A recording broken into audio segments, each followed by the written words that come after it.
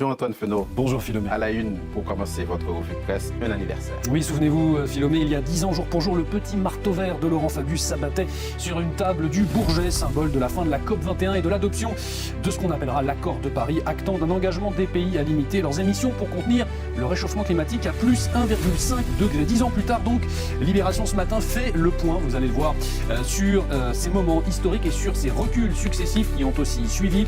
Le président du GIEC, interrogé par Libération, celui de l'époque, se souvient de ce moment historique selon lui, mais les données que Libération a recueillies, rassemblées dans une petite dizaine de graphiques, ne prêtent pas à l'optimisme, c'est le moins que l'on puisse dire. Les émissions, vous les apercevez ici, sont toujours à la hausse, elles ne font que grimper jusqu'au 2024, ce sont les dernières données collectées par Libération. Malgré un fléchissement de la courbe qui semble s'aplanir, eh bien ces émissions augmentent toujours, 55 milliards de tonnes en 2024. Autre segment de ces graphiques assez inquiétant, la part toujours croissante des énergies fossiles consommées. C'est notamment le cas du charbon que vous apercevez sur cette couleur saumon sur ce graphique dont la consommation ne cesse d'augmenter et qui est pourtant l'énergie fossile la plus polluante de toutes, portée notamment par la consommation et l'utilisation massive de charbon dans les centrales thermiques chinoises notamment. Le Figaro, de son côté, évoque aussi cet anniversaire et nous parle surtout de pourquoi avoir choisi ce fameux seuil des 2 degrés. Le Figaro nous dit c'est avant tout un choix politique. Il fallait un chiffre pour marquer les esprits. Pourtant, les scientifiques interrogés par le Figaro ce matin sont plus nuancés.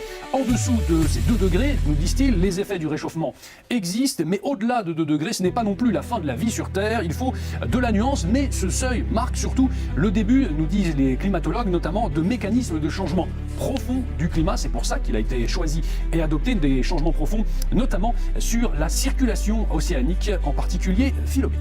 Dans votre revue de presse également, Antoine Fenot, une nouvelle idée forcément géniale et grandiose de l'administration Trump. Oui, une idée qui va faire grincer des dents une fois de plus en Europe. Selon des fuites publiées par le site spécialisé Defense One que vous apercevez ici, des fuites d'une version confidentielle du document sur la sécurité nationale des États-Unis. Le président américain et son administration voudraient convaincre 4 pays de l'Union européenne de quitter l'Union afin de rendre, je cite, à l'Europe sa grandeur.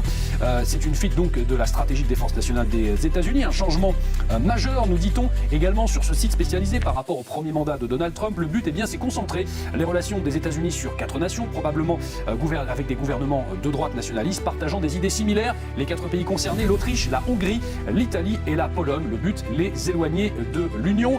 The Times of London, de son côté, nous décrypte cette stratégie de Donald Trump qui comprendrait ce qu'il appelle un Core 5 ou un C5 composé des États-Unis, de la Chine, de la Russie, de l'Inde et du Japon, qui se réunirait régulièrement, un peu comme le sommet du G7. Le but premier, normaliser les relations entre Israël et l'Arabie Saoudite. La Maison-Blanche a nié l'existence de toute version confidentielle de cette stratégie de défense nationale, affirmant que la seule existante était celle déjà publiée et qui fait couler beaucoup d'encre. The Times, de son côté, du côté de Londres, nous dit exactement que cette approche en séduit certains, notamment ici en Europe. Une délégation en particulier de 20 députés du parti d'extrême droite allemand, l'AfD, était en visite à Washington et leur porte-parole, nous apprend le Times notamment, en matière de politique étrangère, est bien aussi en contact avec Moscou et reçoit tous les égards, vous l'apercevez, notamment de Donald Trump.